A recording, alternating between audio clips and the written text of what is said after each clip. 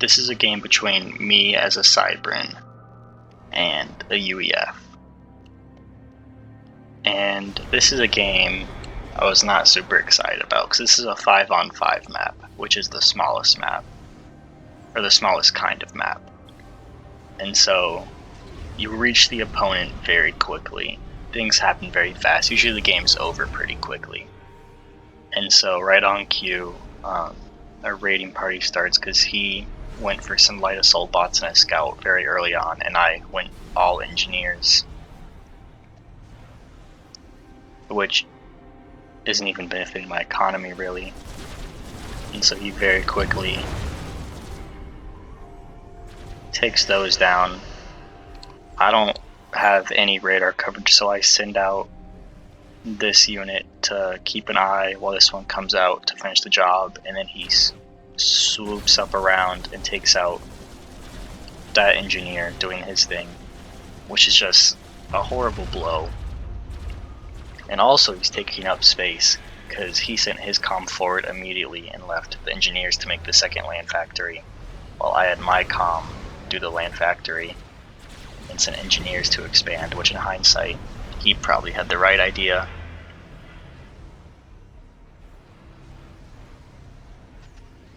And so he pushes forward. And I'm not super scared of this because the commander has so much health compared to a lot of the smaller units. I did send up a bot to try and get a little payback, but I will be pushed out. I target his smaller units, and then once they're gone, I target him to try and force him out, give myself some breathing room.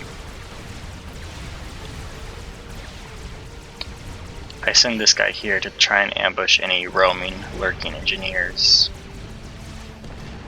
These poor guys didn't really do much.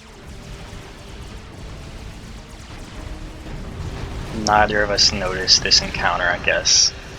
Either that or he just figured it wasn't worth his time.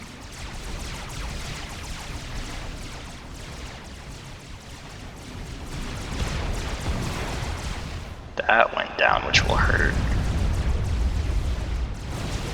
This is like a power generator on steroids. He sends units my way, which is just sacrificing them basically. I have a force amassing, and I feel pretty safe with my commander. I'm working on a point defense, and my commander is getting healthier and healthier by the second, and I'm still producing, so I figure if he tries to put the pressure on, I'll be okay. And I'm pretty sure his comm is still in the center. I'm not sure if I know for sure. I don't. I just think. And so I decided to send some troops up here to try and destroy this mass extractor, and then maybe get over to his base here. At this point, his economy is a bit better than mine, although he is overproducing. I take out that one with no resistance. I was very surprised, so I'm like, okay, I'm just going to send him into the base and destroy whatever I can. Where I met surprisingly little resistance. It's almost entirely mobile light artillery, which does a lot of damage, but it's not good at moving targets, and it is very weak. So it took a while because of the low damage, but I pushed through and I destroyed his core mass extractors. And once that happened, I started targeting the power generator since there is no way else to take down a land factory. And they will eventually die. As the commander withdraws, I didn't realize that as it happened. And so now I'm trying to consolidate. I have the point defense, I have the mass extractor, I'm building a land factory, so I have troops on the front line. I have another force prepping for a round 2, ensuring I maintain this section of the map.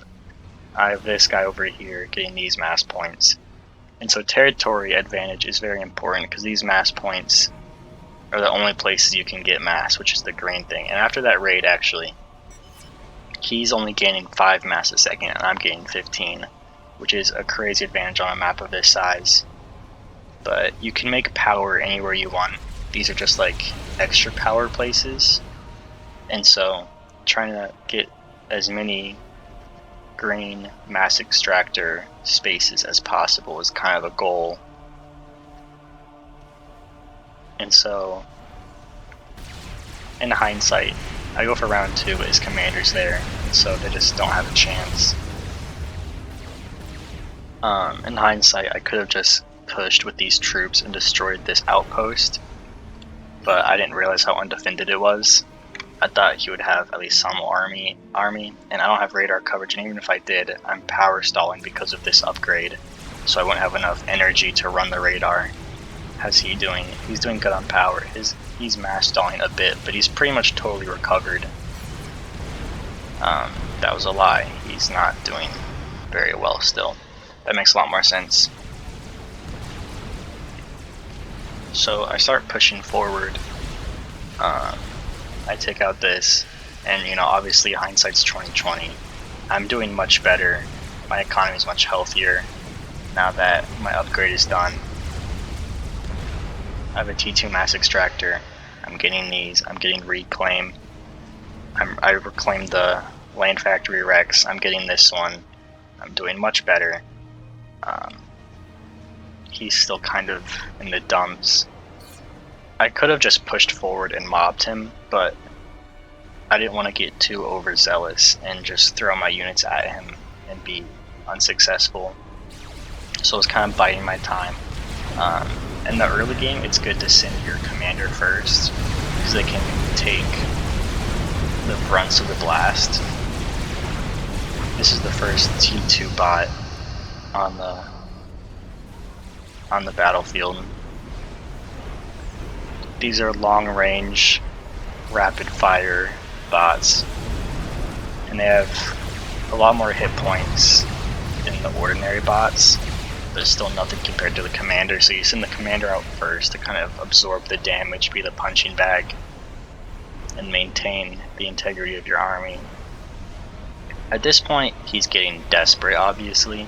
He's mass-producing light assault bots, which are only ever good for small-scale, early-game raiding parties.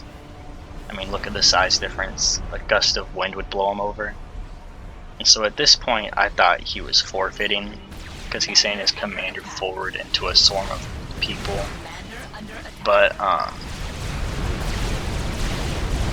hindsight, that was not his goal. He did have a plan, it just wasn't very smart. I said GG because I thought he was giving up. I think he didn't see the full size of my army. He says here he was hoping for a draw. So my commander still has about half his health, but his goal was to get his commander close to mine and have the explosion of when the commander dies to kill my commander.